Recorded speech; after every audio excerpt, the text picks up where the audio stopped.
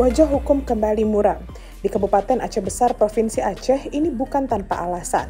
Simaklah dua pejabat tinggi di inspektorat setempat, yaitu Kepala Inspektorat berinisial Z berusia 46 tahun dan Sekretaris J berusia 46 tahun resmi ditetapkan penyidik Kejaksaan Negeri Aceh Besar sebagai tersangka perkara dugaan korupsi surat perintah perjalanan dinas atau SPPD.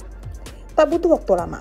Memang setelah penetapan status hukum tersebut, keduanya langsung ditahan di Rutan Kelas 2B Jantol untuk menjalani proses penyidikan lanjutan.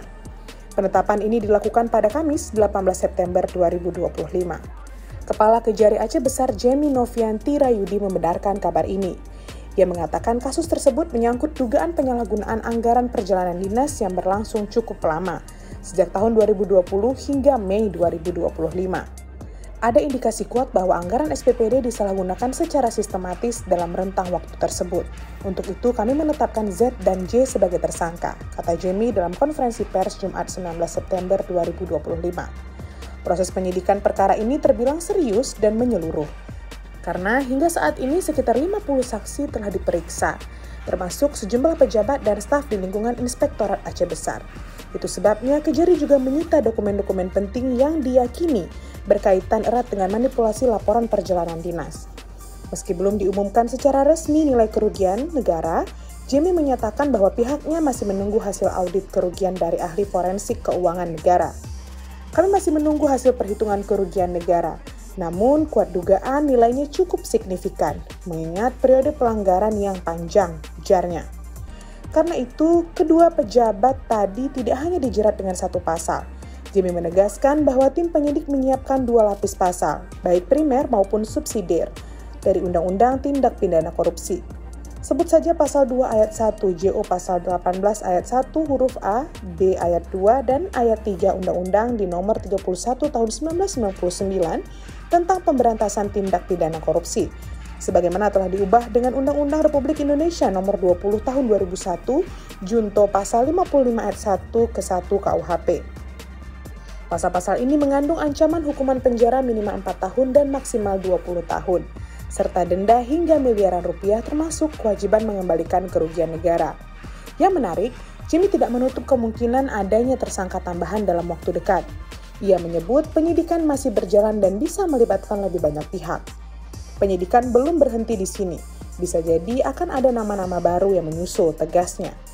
Lebih jauh, Jemi menegaskan bahwa Kejari Aceh Besar memiliki komitmen penuh dalam pemberantasan korupsi, terutama yang terjadi dalam struktur pemerintahan lokal.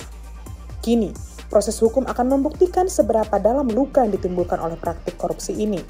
Dan masyarakat Aceh Besar tentu berharap kasus ini menjadi pintu masuk bagi Bupati Aceh Besar untuk melakukan pembenahan total, bukan hanya sekedar pergantian pejabat.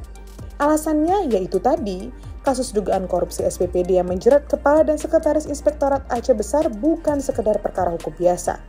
Ini adalah alarm keras bagi sistem pengawasan pemerintahan daerah di Indonesia, khususnya dalam tubuh birokrasi yang seharusnya menjadi penjaga gawang integritas anggaran negara. Ironi ini begitu mencolok.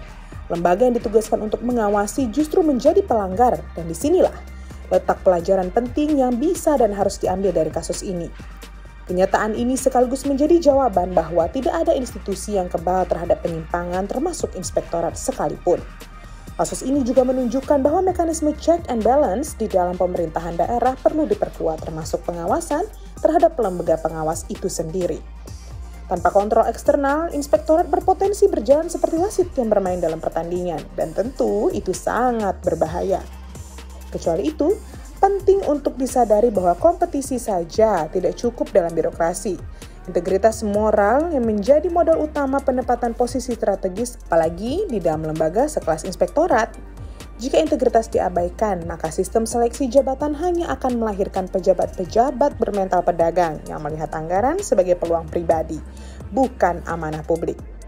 Nah, perjalanan korupsi SPPD yang berlangsung sejak 2020 hingga 2025 tadi mengindikasikan kebocoran yang bersifat sistemik, bukan insidental. Artinya, ada pola, jaringan, dan mungkin culture permisif yang membiarkan penyimpangan ini tumbuh subur dalam bertahun-tahun. Ini seharusnya mendorong dilakukannya audit menyeluruh terhadap sistem perjalanan dinas tidak hanya di Aceh Besar, tapi juga di daerah-daerah lain. Di sisi lain, Ketika lembaga pengawas justru menjadi pelaku korupsi, kepercayaan masyarakat terhadap seluruh sistem pemerintahan ikut terkikis. Ini lebih jauh berbahaya daripada kerugian material yang bisa dihitung, sebab kepercayaan yang dirusak tidak mudah diperbaiki dan berdampak langsung pada legitimasi pemerintah itu sendiri. Akhirnya, pelajaran yang paling penting adalah bahwa upaya pemberantasan korupsi tidak bisa lagi setengah hati. Harus ada keberanian untuk membongkar hingga ke akar.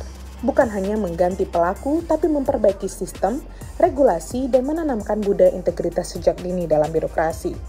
Itu sebabnya, kasus di Aceh Besar menjadi cermin yang jernih, bahwa korupsi bisa terjadi di tempat yang justru seharusnya mencegah korupsi. Kita harus berhenti mengandalkan siapa yang menjabat, dan mulai memperbaiki bagaimana sistem bekerja. Karena jika sistemnya longgar, maka siapapun yang berada di dalamnya akan punya peluang untuk godaan yang menyimpang.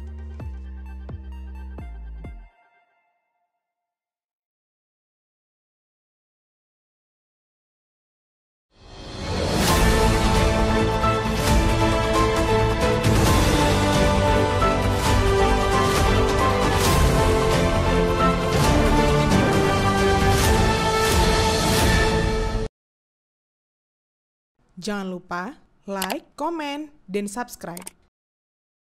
Serta aktifkan lonceng notifikasi.